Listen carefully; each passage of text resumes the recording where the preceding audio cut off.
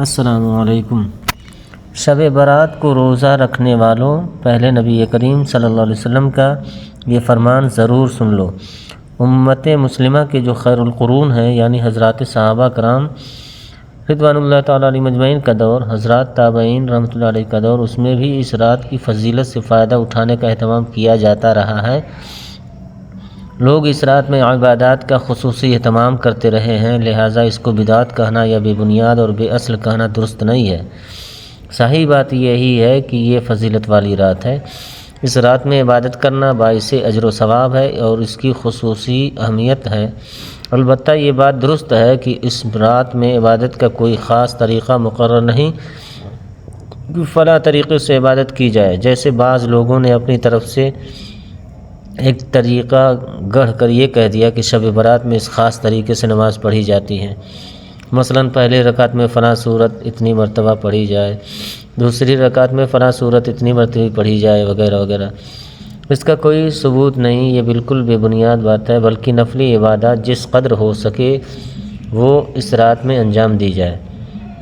نفل نمازیں پڑھیں، قرآن کریم کی تلاوت کریں، ذکر کریں، تسبیح پڑھیں، دعائیں کریں، یہ ساری عباداتیں اس رات میں کی جا سکتی ہیں، لیکن خاص طریقہ ثابت نہیں۔ شب برات میں قبرستان جانا اس رات میں ایک اور عمل ہے جو اس روایت سے ثابت ہے، وہ یہ ہے کہ حضور صلی اللہ علیہ وسلم جنت البقیع میں تشریف لے گئے۔ اب چونکہ حضور صلی اللہ علیہ وسلم اس رات میں جنت البقیع میں تشریف لے گئے، اس لیے مسلمان اس بات کا اہتمام کرنے لگے کہ شب برات میں قبرستان جائیں، لیکن حضرت مفتی محمد شفیع صاحب رحمۃ اللہ علیہ ایک بڑی کام کی بات بیان فرمایا کرتے تھے جو ہمیشہ یاد رکھنی چاہیے۔ فرماتے تھے کہ جو چیز رسول اللہ صلی اللہ علیہ وسلم سے جس درجہ میں ثابت ہو اسی درجے میں اسے رکھنا چاہیے، اس سے آگے نہیں بڑھنا چاہیے۔ لہٰذا ساری حیات طیبہ میں رسول اللہ صلی اللہ علیہ وسلم سے ایک مرتبہ جانا مروی ہے کہ آپ صلی اللہ علیہ وسلم شب برات میں جنت البقیع تشریف لے گئے۔ چونکہ ایک مرتبہ جانا مروی ہے، اس لیے تم بھی اگر زندگی میں ایک مرتبہ چلے جاؤ تو یہ نہ سمجھنا کہ ہو گیا، بلکہ ہر شب برات میں جانے کا اہتمام کرنا، التزام کرنا اور اس کو ضروری سمجھنا اور اس کو شب برات کے ارکان میں داخل کرنا اور اس کو شب برات کا لازمی حصہ سمجھنا چاہیے، اور اس کے بغیر یہ سمجھنا چاہیے کہ شب برات نہیں ہوئی، یہ اس کو اس کے درجے سے آگے بڑھانے والی بات نہیں ہے۔ 15 شعبان کا روزہ ایک مسئلہ شب برات کے بعد والے دن یعنی 15 شعبان کے روزے کا ہے، اس کو بھی سمجھ لینا چاہیے۔ وہ یہ کہ ساری ذخیرہ حدیث میں اس روزے کے بارے میں صرف ایک روایت میں ہے کہ شب برات کے بعد والے دن روزہ رکھو، لیکن یہ روایت ٹھیک ہے، لہٰذا اس روایت کی وجہ سے 15 شعبان کے روزے کو سنت یا مستحب قرار دینا بعض حضرات علماء کرام کے نزدیک درست ہے نہیں ہے۔ البتہ پورے شعبان کے مہینے میں روزہ رکھنے کی فضیلت ثابت ہے، اور 29 شعبان کو حضور صلی اللہ علیہ وسلم نے روزہ رکھنے سے منع فرمایا ہے کہ رمضان سے ایک دو روز پہلے روزہ مت رکھو کہ رمضان کے روزوں کے لیے انسان نشاط کے ساتھ تیار رہے۔ ام المومنین حضرت سیدنا عائشہ صدیقہ رضی اللہ تعالیٰ عنہ فرماتی ہیں، میں نے حضور اقدس صلی اللہ علیہ وسلم کو شعبان المعظم سے زیادہ کسی مہینے میں روزہ رکھتے نہ دیکھا۔ اس رات میں نوافل پڑھنا، تلاوت کرنا، اپنے لیے اور دوسرے مسلمان بھائیوں کے لیے دعا کرنا بہت بڑی بات ہے، اور اگلے دن یعنی 15ویں شعبان میں روزہ رکھنا بہتر ہے۔ حدیث شریف میں آیا ہے 15 شعبان کی شب میں شب بیداری کرو اور 15ویں کے دن میں روزہ رکھو۔ یہ روزہ رکھنا یا عبادت کرنا فرض، واجب یا سنت موقدہ نہیں ہے، بلکہ مستحب ہے، یعنی جو کوئی کرے گا اجر و ثواب پائے گا، اور جو نہیں کرے گا اس پر کوئی گناہ نہیں۔ حضرت معاذ بن جبل رضی اللہ تعالیٰ عنہ سے روایت ہے کہ نبی اکرم صلی اللہ تعالیٰ علیہ وآلہ وسلم نے ارشاد فرمایا، اللہ تعالیٰ نصف شعبان کی رات میں اپنی تمام مخلوق کی طرف ایک خاص توجہ فرماتا ہے اور مشرک اور کینہ پرور آدمی کے سوا سب کی مغفرت فرماتا ہے۔ حضرت عائشہ صدیقہ رضی اللہ تعالیٰ عنہ کا بیان ہے کہ ایک مرتبہ رات کو سوتے میں آنکھ کھلی تو حضور اقدس صلی اللہ علیہ وسلم کو گھر میں نہ پایا۔ آپ کو تلاش کرنے کے لیے نکلی تو آپ بقیع یعنی مدینہ منورہ کے قبرستان میں ملے۔ آپ صلی اللہ علیہ وسلم نے فرمایا، عائشہ کیا تجھے اس بات کا خطرہ گزرا کہ اللہ اور اس کا رسول صلی اللہ علیہ وسلم تجھ پر ظلم کریں؟ کریں گے، یعنی یہ رسول اللہ صلی اللہ علیہ وسلم تیری باری کی رات ہوتے ہوئے کسی دوسری بیوی کے پاس تشریف لے گئے ہوں گے؟ میں نے عرض کیا کہ ہاں، مجھے تو یہی خیال گزرا کہ آپ صلی اللہ علیہ وسلم اپنی کسی اہلیہ کے پاس تشریف لے گئے۔ آپ صلی اللہ تعالیٰ علیہ وآلہ وسلم نے ارشاد فرمایا، میں کسی کے پاس نہیں گیا، یہاں بقی آیا۔ یہ دعا کرنے کی رات ہے۔ یقیناً اللہ جل شانہ ماہ شعبان کی 15ویں تاریخ کی رات کو قریب والے آسمان کی طرف خصوصی توجہ فرماتا ہے اور قبیلہ بنی کلب کی بکریوں کے بالوں سے زیادہ تعداد میں لوگوں کی مغفرت فرماتا ہے۔ ان کا روزہ فرض واجب نہیں، مستحب ہے، یعنی عام نفل روزوں سے اس کا ثواب کچھ زیادہ ہے۔ صرف ایک دن کا روزہ ہے۔ 15 شعبان کی رات میں نفل عبادت مثلا نمازیں، تلاوت قرآن شریف، درود شریف وغیرہ جس قدر ہو سکے پڑھا کریں، اور ایک روزہ نہ رکھے بلکہ 2 روزے رکھے کریں۔ پوری رات جاگنا ضروری نہیں ہے۔ نیز اس رات میں پٹاخے بجانا ناجائز ہے۔ قبرستان جانے کو ضروری سمجھنا، قبرستان میں چراغاں کرنا، اگربتی موم بتی جلانا، یہ سب امور بدعات نہیں ہے، بلکہ جلائیں، لیکن یہ ہے کہ تھوڑی دوری پہ جلائیں۔ حاصل یہ کہ رات میں عبادت کرنا، دن میں روزہ رکھنا، اس کی فضیلت احادیث سے ثابت ہے، بس اسی کو کرنا چاہیے اور انفرادی طور پر کرنا چاہیے، اس کے لیے اجتماع کرنا ثابت نہیں۔ حضرت علی رضی اللہ تعالیٰ عنہ نے فرمایا، 5 عادات رکھنے والی عورت سے اللہ تعالیٰ سخت نفرت کرتا ہے۔ ایک مسلمان ہونے کی حیثیت سے کیا آپ یہ تصور کر سکتے ہیں کہ اللہ کی ذات آپ کے گھر والوں سے، آپ کی بیوی سے، آپ کی ماں سے، بہن سے، بیٹی سے سخت نفرت کرنے لگے؟ ایک مسلمان کے لیے ایسا سوچنا بھی ممکن نہیں، لیکن جانے انجانے میں مسلمان ایسے کام کر رہا ہوتا ہے جو اللہ تعالیٰ کی ناراضگی کا سبب بنتا ہے۔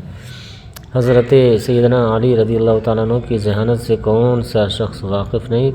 اس شخص کو رسول اللہ صلی اللہ علیہ وسلم نے علم کا دروازہ کہا ہے۔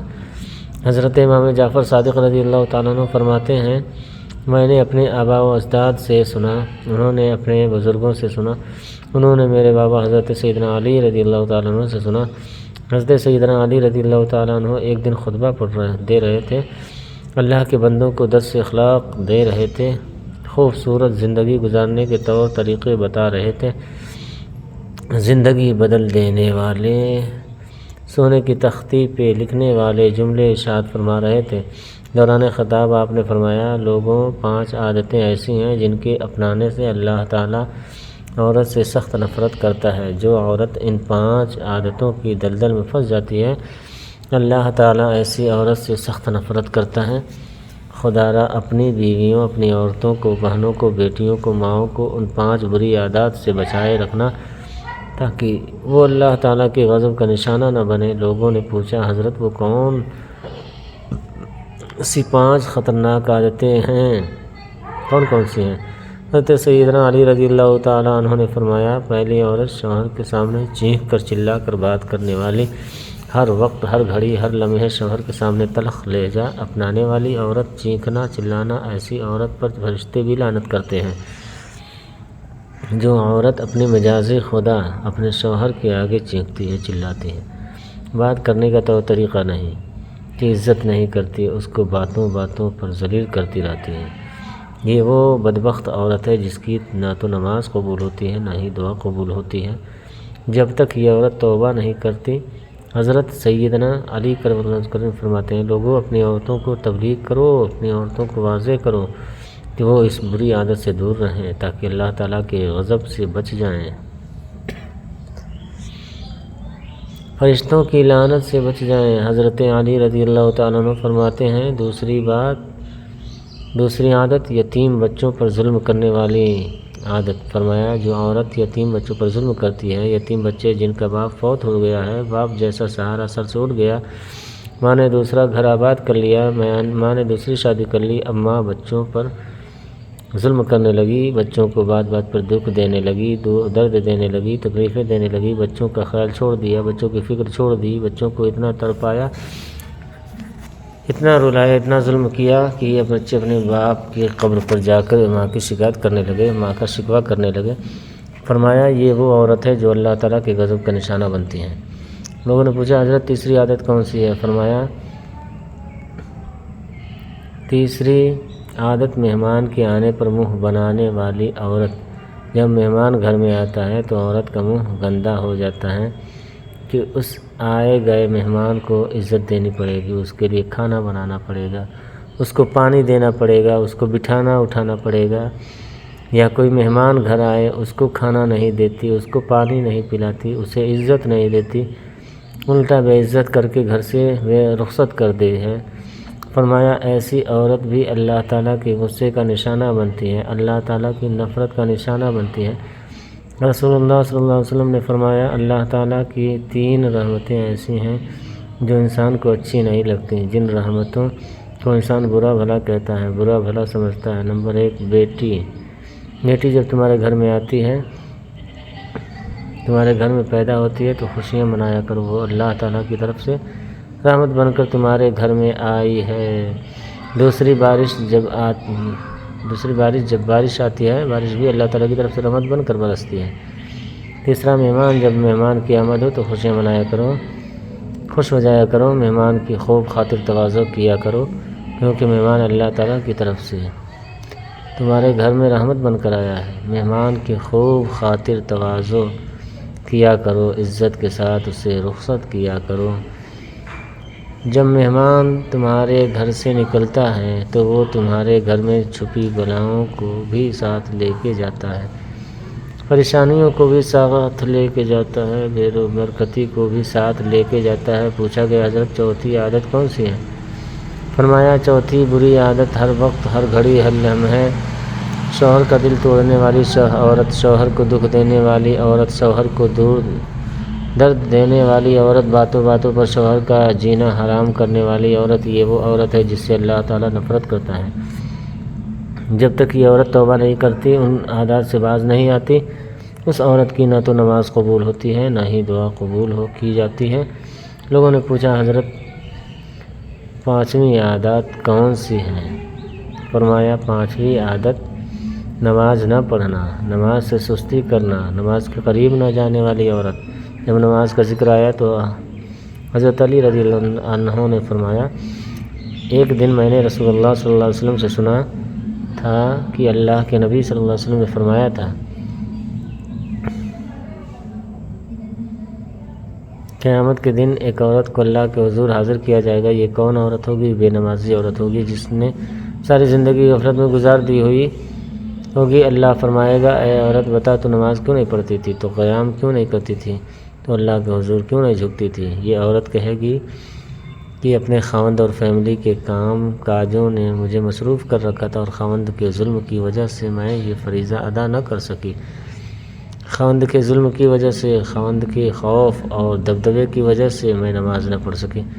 یہ وجہ سنتے ہی اللہ فرمائے گا فرشتوں فرعون کی بیوی آسیہ کو سامنے لے کے آؤ۔ فرعون کی بیوی آسیہ حاضر ہو جائیں گی۔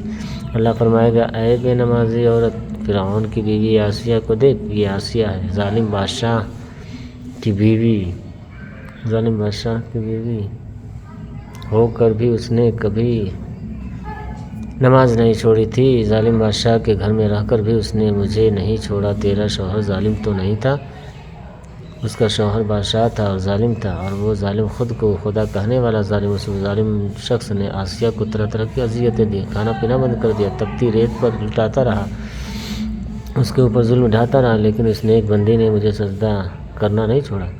اگر کسی خاوند کا ظلم کسی عورت کو نماز سے روکتا تو سب سے پہلے آسیہ کو روکتا۔ اللہ فرمائے گا اے بے نمازی عورت، خاوند کا تیرا عذر غلط ہے، تو نے غفلت کی وجہ سے نماز نہ پڑھی، مجھے قیام نہ کیا، رکوع نہ کیا، مجھے سجدہ نہ کیا، شیطان کی گرفت میں آ کر تو انہیں ساری زندگی برباد کر ڈالی، قیمتی جوانی، قیمتی زندگی برباد کر ڈالی، دنیا کو بھی برباد کر دیا، آخرت کو بھی برباد کر دیا۔ یہ کہتے ہوئے اللہ فرمائے گا فرشتوں جہنم کے دروازے کھول دو، اس بدقسمت اور بدبخت عورت کو جہنم کی طرف جانے دو، وہ اس وجہ سے کہ یہ عورت نماز نہیں پڑھا کرتی تھی۔ تو حضرت علی رضی اللہ تعالیٰ عنہ فرماتے ہیں اپنی عورتوں کو واعظ و نصیحت کرنا، ان 5 بری عادات سے بچائے رکھنا تاکہ تمہاری عورتیں اللہ کے غضب سے بچ جائیں۔ تمہاری عورتیں اللہ کے غصے سے بچی رہیں۔ یاد رہے ہماری خواتین میں ایسی نوبت تب آتی ہے جب ان میں دین کی تعلیم سے